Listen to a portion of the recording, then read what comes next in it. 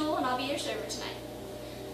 Before I rattle off the 70+ beers we have on tap and where we get our cheese from, let's talk about something serious. Imagine that you go to work tomorrow and you find out that your pay's been cut. Not because you did anything wrong or you've been demoted, but they simply cut it. Would that be acceptable to you? Would you still perform at the best to your ability like you did the day before? Well, that's what happens when a server gets stiffed. Today, over 300 million people in the United States work a tip job. I've been in the industry for 5 years, and in my experience, I've realized that many people don't know that a server only gets paid $2.13 an hour, and that at the end of the night, the tips that we get aren't just ours. We have to tip out our fellow staff members. So, in order to avoid the dilemma of tipping, I propose that we should have a 20% gratuity added to purchase price. So let's begin by talking about the minimum wage that tipped employees receive and why this is an unlivable wage. Tipping is usually seen as a gift that is not required or necessary. The minimum cash wage payment mandated by the Federal Labor Standards Act is $2.13 an hour for a tipped employee. Most of this check goes to taxes, so a server never sees it. According to Dr. Amy K. Glassmere of MIT, the minimum livable wage is $11.48 for a single adult in Texas.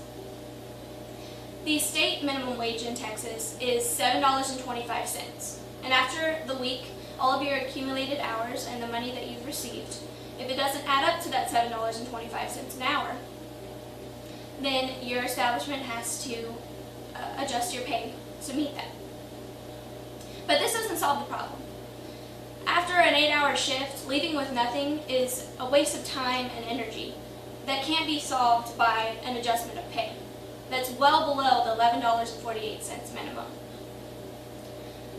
So now let's talk about having to tip out your fellow employees.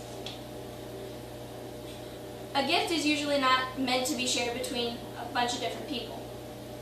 And tip-out policies vary from place to place, but bussers, bartenders, and runners and hostess all benefit from a server's sales. Where I work, I tip out based on my total sales. So on a Saturday night, if it's a good night, I make $1,000 in sales. And if it's a great night for me, I should make 20% of those sales, leaving me with about $200. Sounds great, right? No, because you're not taking into consideration that I have to tip out my fellow employees. After the 3% that goes to the bar, the 2% that goes to the runner and the busser, and the 1% that goes to the hostess, I'm left with about $120. Still sounds good? Well, what if I don't make 20% of my tips? Even if I don't make anything, I'm still obligated to tip out my fellow employees. Yes. If I don't make anything, I end up owing money rather than making money. The solution to these problems is simple. Mandate a 20% gratuity. My solution gets rid of the notion that tipping is a gift meant for time well served.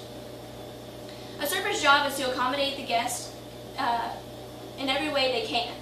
But sometimes mistakes happen. Things go wrong. And things take longer than they should.